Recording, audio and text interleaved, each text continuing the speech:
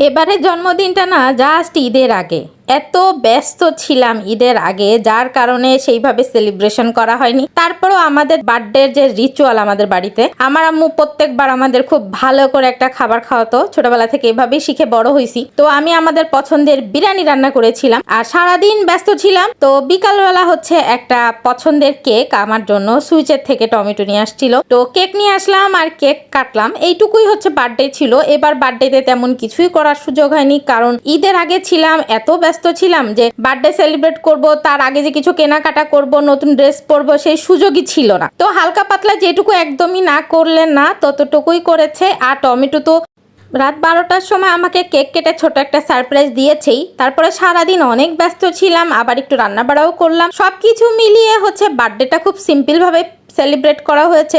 But আমি না নিজে আমার বার্থডেটাকে আমি অনেক গ্র্যান্ড ভাবে সেলিব্রেট করতে পছন্দ করি, বাট করা হয় নাই। এবার হচ্ছে ঈদের ব্যস্ততার কারণে, ঈদের একটা প্রোগ্রাম থাকে, ঈদের কাজ থাকে, এটা থাকে সেটা থাকে, সবকিছু মিলায়ে হচ্ছে এই জিনিসটা হয়। তো তারপরও সবকিছু মিলায়ে সবাই ফ্যামিলি মেম্বাররা মিলে যতটুকু বার্থডে সেলিব্রেট করেছি ততটুকু অনেক মজার ছিল। আমার কাছে এই বিশেষ বিশেষ দিনগুলো সেলিব্রেট করা আমার জন্য অনেক পছন্দের। আমি সবার বার্থডে সেলিব্রেট এইভাবে করি, আর আমার বিশেষ দিন আমার আপনজনদের সাথে এইভাবে সেলিব্রেট হয়, সেটাও আমার অনেক ভালো লাগে। থ্যাংক ইউ সবাইকে।